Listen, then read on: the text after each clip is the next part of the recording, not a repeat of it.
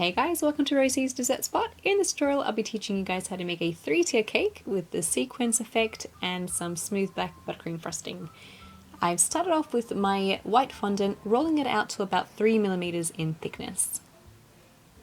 Now before this I prepared my cake dummy, which is just a styrofoam cake dummy here that I've used, and I'm brushing it with some sugar syrup. That'll make the fondant stick to the dummy very well. It's a 7-inch dummy cake, and I've started by applying some pressure on the very top and pressing the fondant up against it, and especially securing the edges, because you'll notice that as you pull out those folds and press the fondant onto the cake, you might get some tearing at the very top. So make sure that those edges are very well attached onto your cake.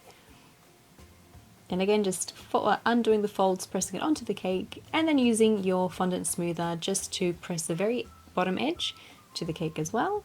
Cut off the excess and then give it a bit of a smooth down. At the very top and the sides as well, I like to press the two smoothers together at the edge to create a nice sharp finish on the very top of the cake. Once you're happy with the way it looks, go ahead and steam it just to make the fondant tacky, and it allows for your edible round confetti sprinkles to stick to your cake. The sides and the very top of the cake as well, let's not forget that. In the meantime, I'll prepare my very top tier. This is a 5-inch cake, and it's sitting on a 4-inch cake board, which is then sitting on a 7-inch cake board, which just helps me to decorate it a lot easier. Fill it in with some vanilla buttercream and create a crumb coat. So I'm going on the very top of the cake, pressing it out to the sides, making sure it's nice and flat at the top, and then applying more buttercream on the sides.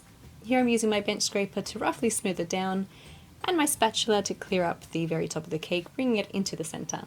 Pop that into the freezer, and then I'm using this edible bronze powder with some rose water and creating that sort of consistency, kind of like a paint, to dab onto our middle tier, which is a fake cake sprinkles one.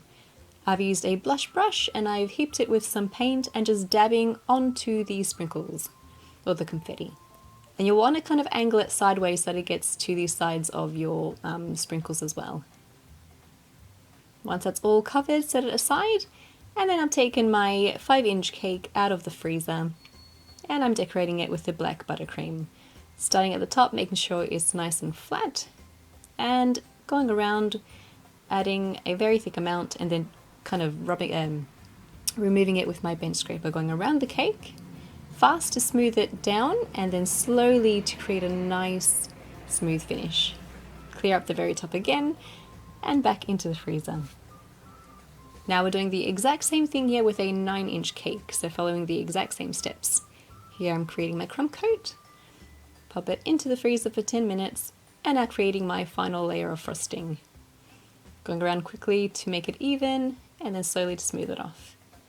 Once you've cleared the top, grab some of that paint that we had earlier and a paintbrush, and I'm just dabbing the paintbrush to create those flecks on the cake. Here I've got wooden dowels and I'm just cutting them to the height of the cake, and I've put 3 in there in a triangular kind of shape there. Apply some more buttercream and that'll stick our middle tier onto the cake. Just like so. And then create the same flecks, and that goes onto the very top of the cake. Because it's a fake cake, you don't need to add any dowels, you can just pop it directly onto the styrofoam. Here I've got some roses and I'm feeding through a 24 gauge wire. Then I'm folding it in half and twisting it so that we create just one kind of string, if you get my drift. Just like that, just one wire.